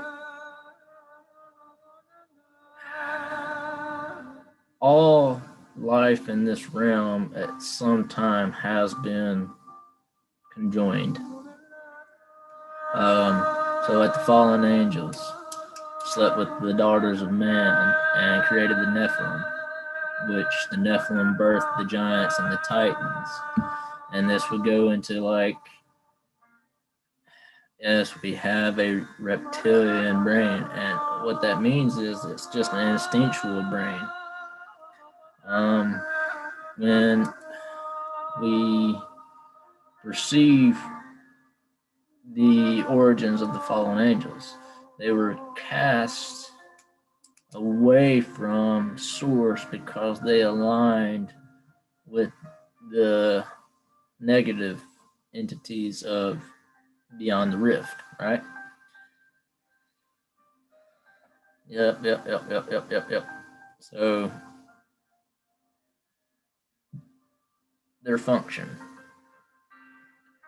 to take creation in its all forms and slowly recruit it.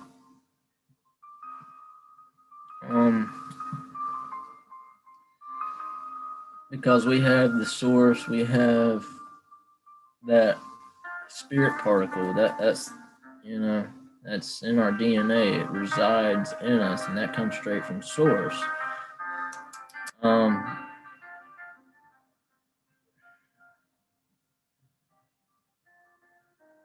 right. I mean, oh yeah, y'all got it going in the chat. I like what y'all doing. So back to the mountains. So there's the 72 names of angels that reside in the courts of heaven, and it can be assumed that also 72, I would say it's more like 66 or so that drop down, because there's like a hierarchy of demons, and for every demon in the hierarchy, there's a angel that is his second, meaning like, blood brother or whatever. And I believe those are the fallen. So they can definitely morph reality. Yep. And so the Atlantean experiment was created between the Arcturian and the Palladian minds. The Arcturians were like the technologically savvy, the embodiment of our logical brains. And the Palladians were the light beings, our connection to the source. I believe that is what allowed us to be. And when the Anunnaki became part of it, meaning they inhabited this realm as well, they used and abused our potential. And when our potential became more than they were prepared to contain, that's when they started splicing and, had to do something about it, you know, and basically put forth their ideology and their DNA to weed out. And the same thing with, all right, look at it from a Harry Potter standpoint. The pure bloods and then the mud bloods and half bloods. Their Anunnaki would be like of the Voldemort group. However, Voldemort himself was half blood. And it comes from that. And that's where the duality comes from. See, they implement more so an idea instead of an insemination of DNA. All it takes is an idea. It will revolutionize timelines, you know. Um, yeah, Babylon, all that stuff. So,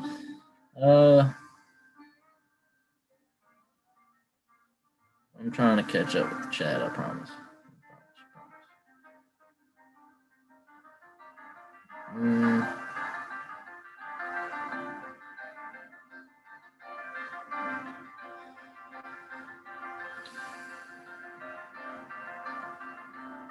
Oh man, so Alyssa, Nick, what y'all got going? Yep.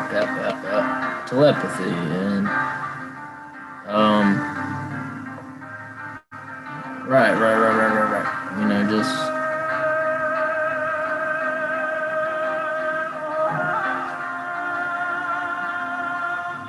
question everything. Atlantis. My boss were all the same. Oh man, tricky. Love you, dude. All right. He says he holds the theory that Olympus, Atlantis, and Hybrasa were all the same structure. Yes. Different places though, because the Atlantis experiment was not the only one.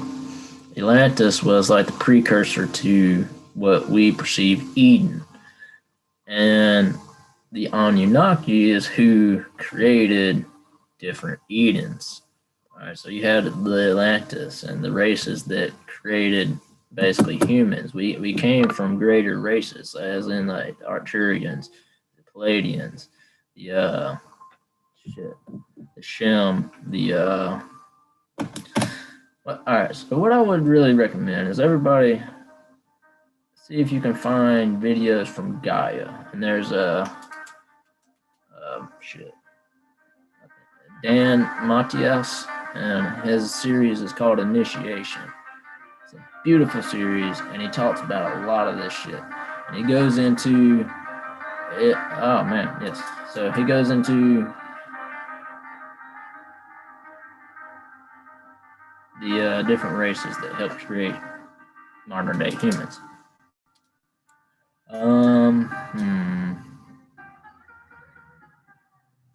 Children agenda is part of the sick plan as well.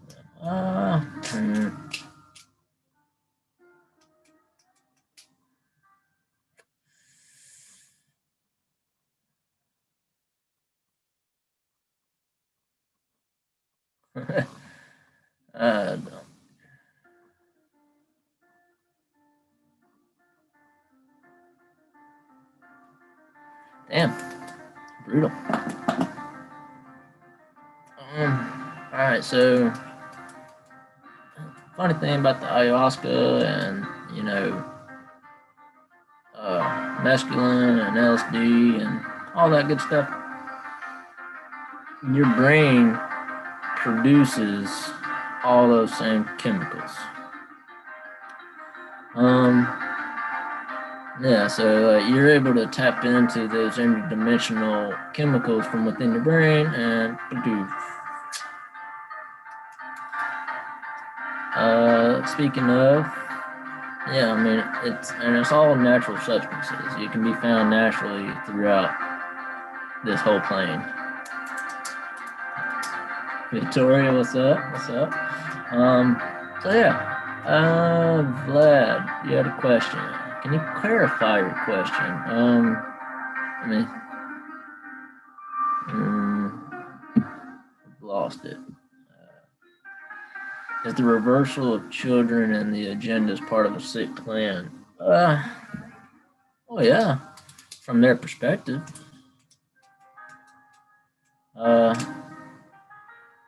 However, like I said, in this bridging of cosmic awareness, cosmic timelines, and the cosmic shift itself, it gives us the opportunity to expound upon our potential and seek the greaterness that's within without materialistic means or darker inclinations towards gaining that same means.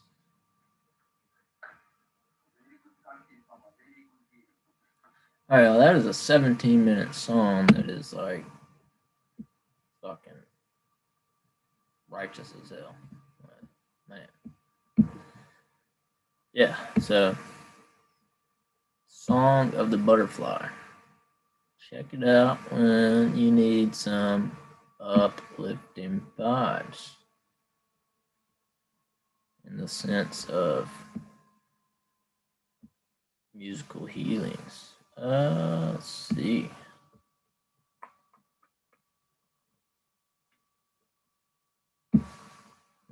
Go back to Estes Tom. We'll wrap it around back to some Venus Looking Glass. Just a moment as well.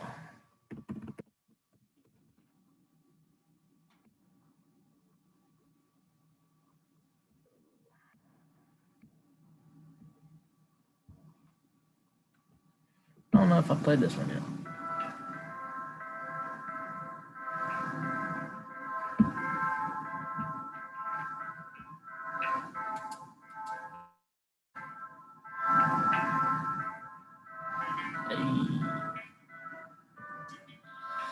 Yeah. This is another one of Nick's songs.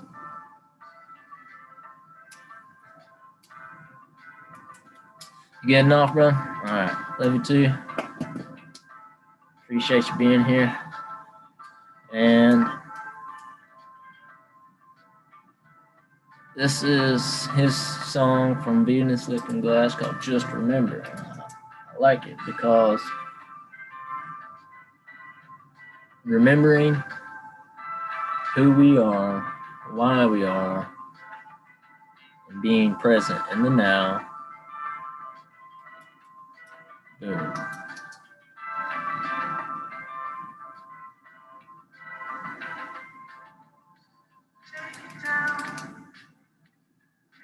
Yeah, Nick, we'll see you later, brother. Y'all check out the watch party. Should be on Twitch if I'm not mistaken. Yeah, so do that. Do that. Watch party tonight. Otherwise, he's got some work to do to bring us some excellent content, much like the music and wonderful made films. Much love. Love you, bro. Be good. Stay safe.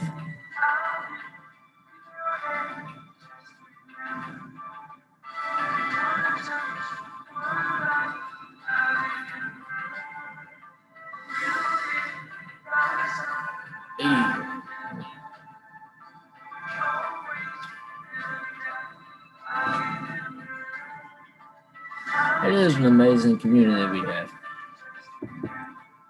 Just throughout all of this.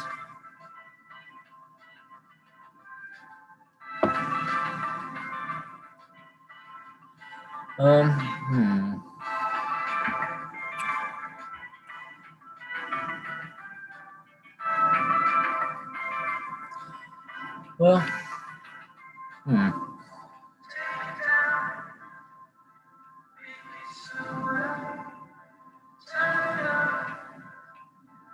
any song request or any other conversational topics as we kind of wind down?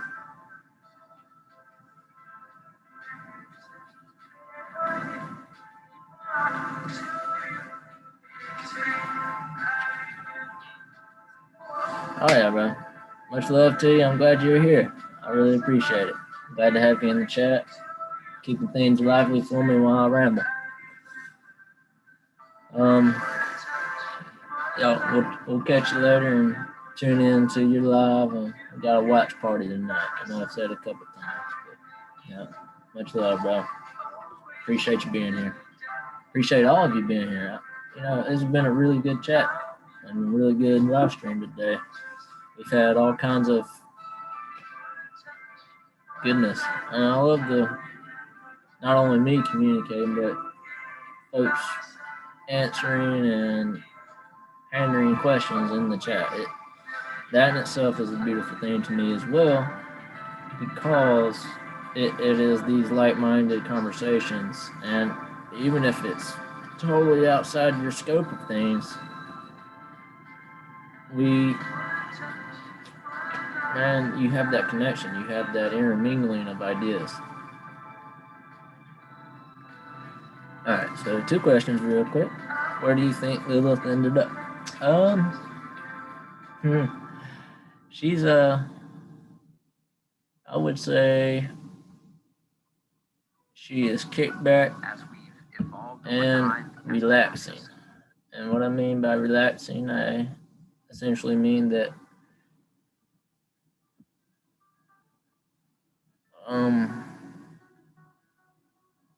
whatchamacallit,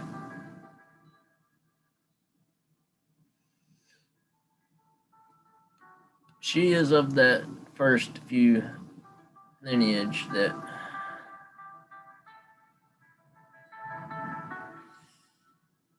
I'll have to ask you to expound on that, Vlad. Now, back to Lilith. She's wandering, and I believe she's still wandering. Smooth. Be good, brother. Enjoy work. Have a blessed day. So for Victoria, your question. Tricky, did that answer it at all? I really think she's wandering. No, she kind of held a seat at the high table for a minute for different civilizations. However,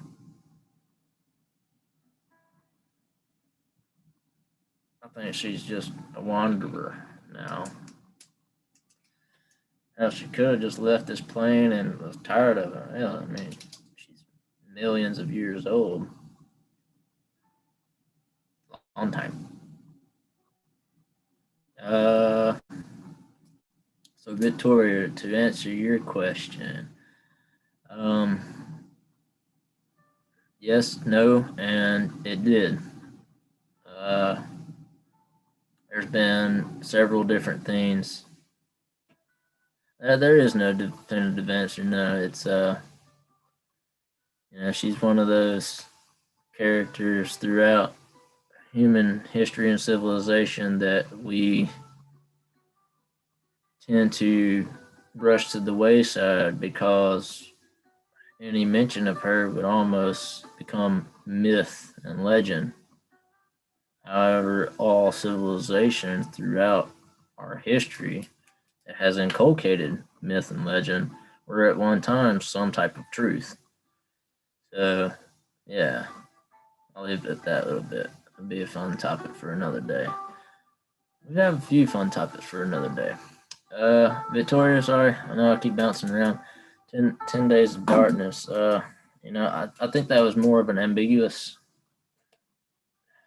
idea, in the sense that what constitutes darkness.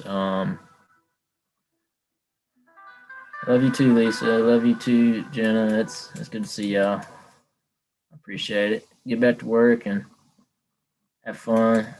Chief on down. Cheap it up. So sorry, Victoria, I'm sorry. When it's one of those things that kind of like, I'm Tricky was saying, no definitive answer. It is.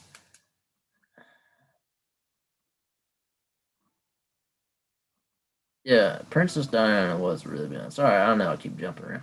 Anyways, 10 Days of Darkness. What constitutes the darkness though? Like what allows for that to be a thing? Uh, it could have been just 10 days is like a grieving period.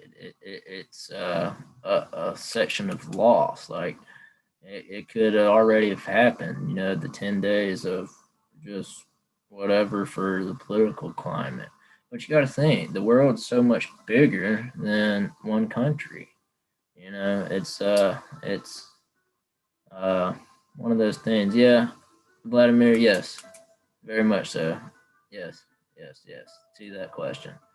Um, we've talked about that a few times before on different videos, but yes, she was. Um, Later, Jenna. Be good. Much love. Um, hmm.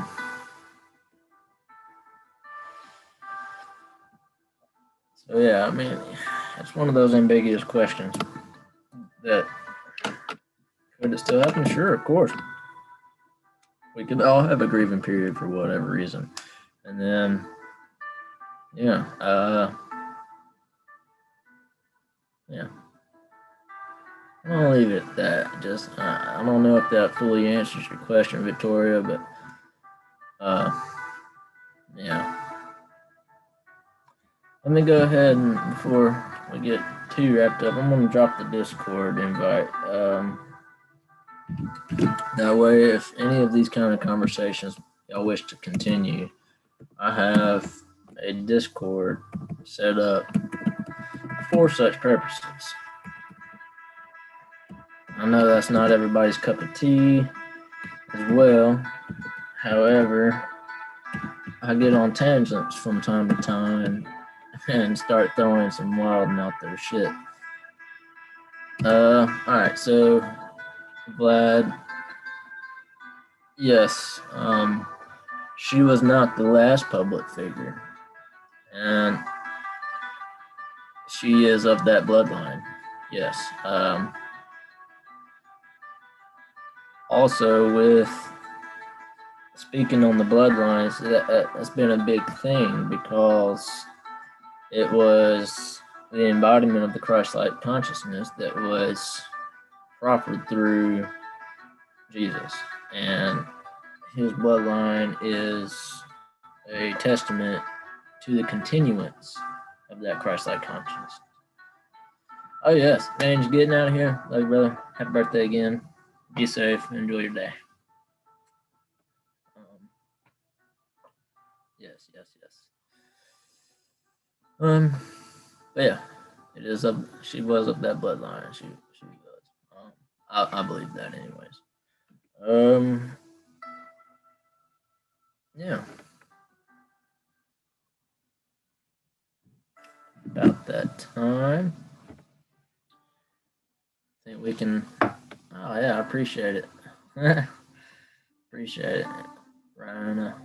Looking out for me. Y'all don't have to. It's just one of those things. I like to get on here. Honestly, I'm one of those people that I don't seek recognition. I'm more than happy to have a conversation with you. I'm more than happy to learn, and share experience. So it's one of those things that it is what it is. But I appreciate you looking out for the following.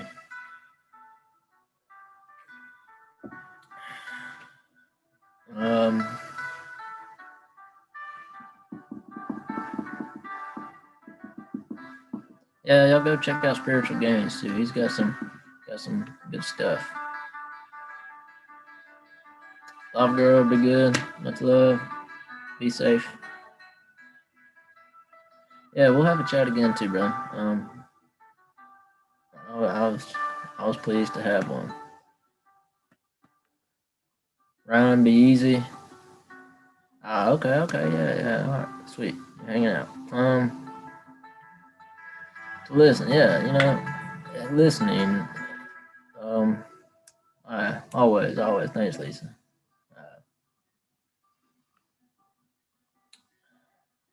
Uh, let's see.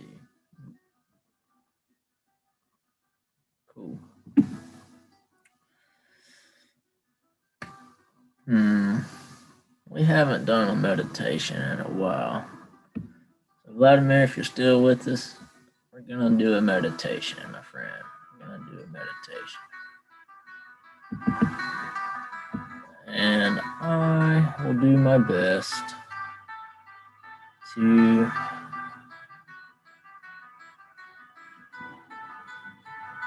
get us in the right groove for it. Mm, mm.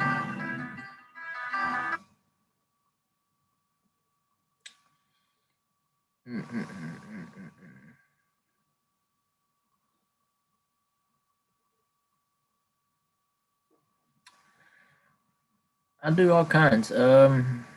You'll see though. It's yeah. You'll see. It's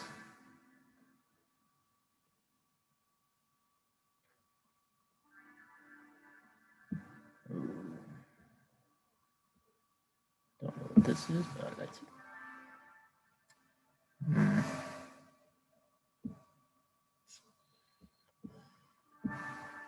Oh, it's so sad. I've been on a music adventure. I've kind of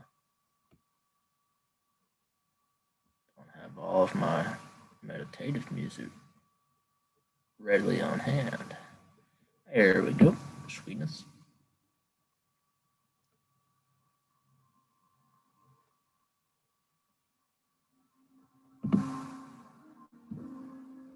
All right. So, Vladimir, if you want to know what type of meditation I do, stick around for a minute.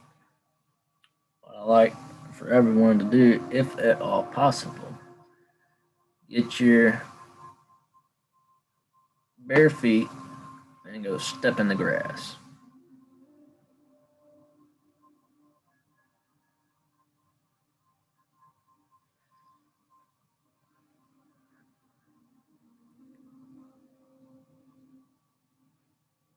Tricky with the funny stuff. So, yeah, part of my meditation, I want y'all to be grounded in the sense that you're connected to the earth. So, I really like being barefoot. We don't, as a whole, I don't think we're educated on how important foot care is, taking care of our feet. That'll be a whole nother episode, honestly, just talking about feet and how we should take care of them.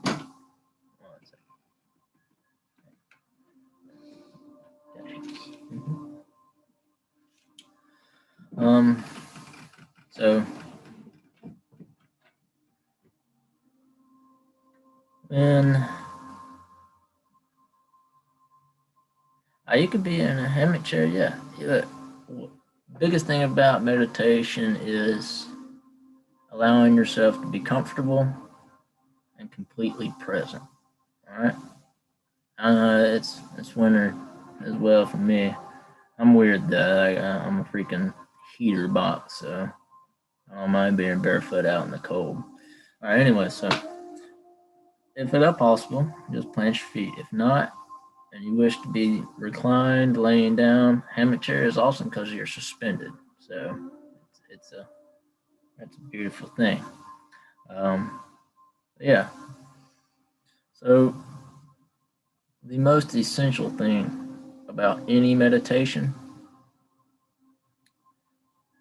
is breathing. And I speak on this a lot, just conscious breathing. So as we start, in through your nose and out through your nose. Just natural, calm breathing.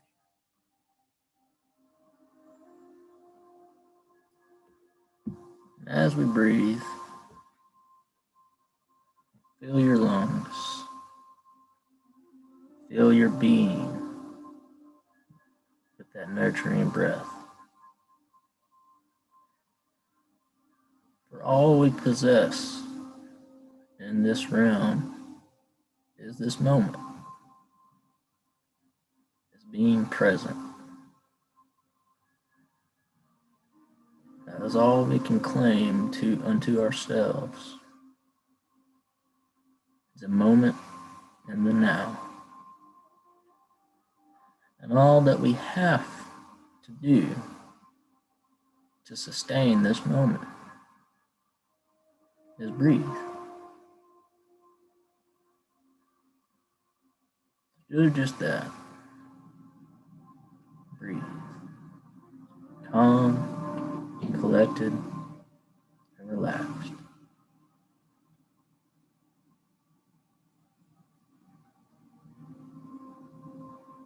Focus on your breath.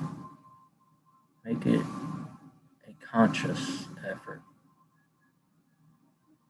or a conscious embodiment of itself. It shouldn't be effort, it is just happening.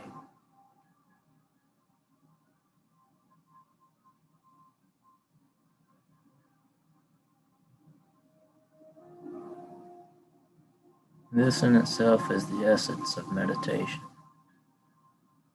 Being here, being now, breathing.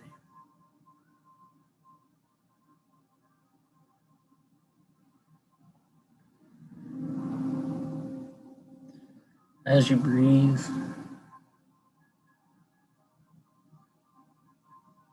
envision a whirlpool of energy stretching down from the cosmos above your head. And similarly, a whirlpool of grounding earth energy from below your spine.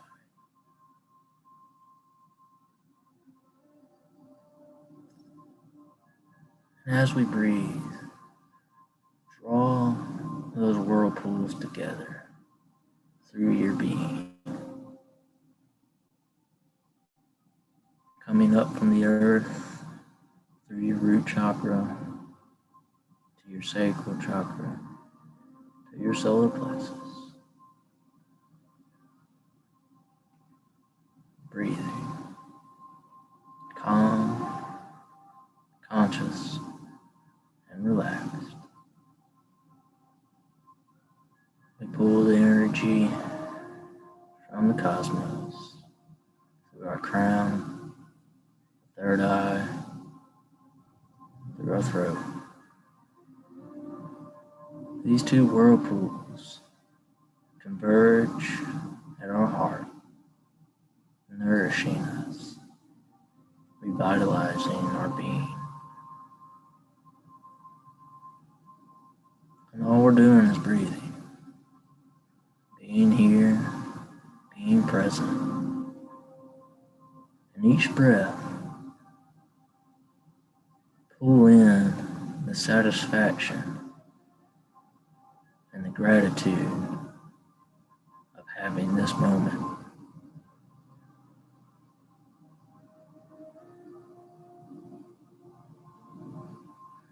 And as those energies merge, filling your being, enlightening your soul, healing your body, nourishing your mind.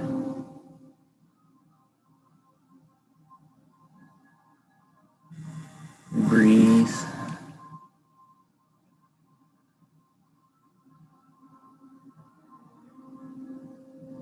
And as we exhale, and with each one we've done and continue to do, we release the tension,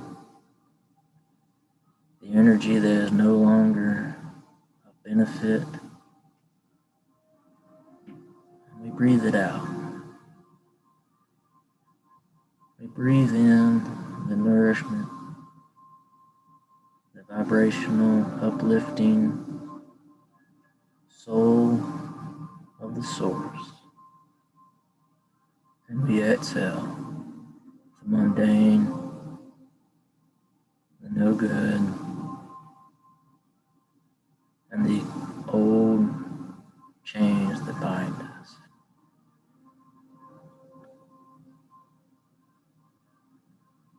Still breathing, still present, still now. We are grateful. We are blessed. We are all connected. We are of the source through creation. And it is in each of these breaths that we create our existence and allow it to unfold before us.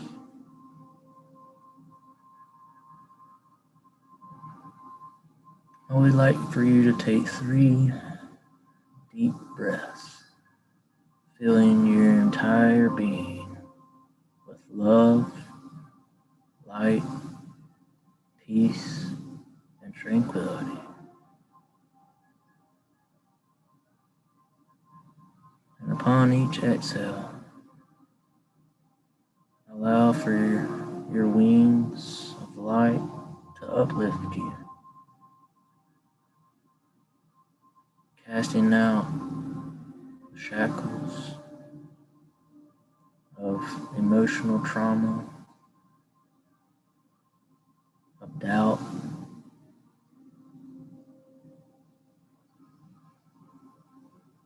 deep breaths, and let go of all that will not sustain you, that is no longer of your benefit. Last one, and with this breath, as we pull in that love, light, and clarity, hold it within your heart. Say a small prayer, pass on the blessing, and send it back out to the universe, into the collective conscious, the collective soul. Allow it to nourish all those around you, all those within this world, just as it has nourished you. That is the essence of being grateful. Not taking into temperance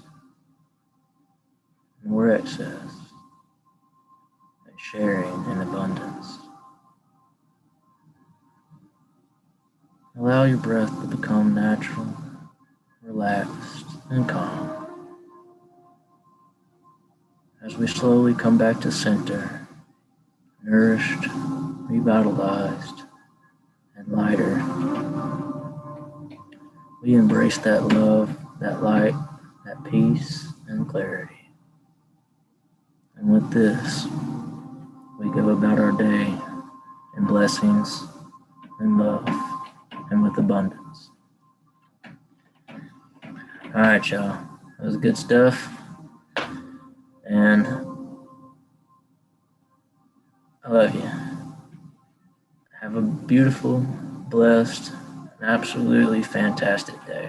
I really appreciate you all being here. I'm glad we could share this moment.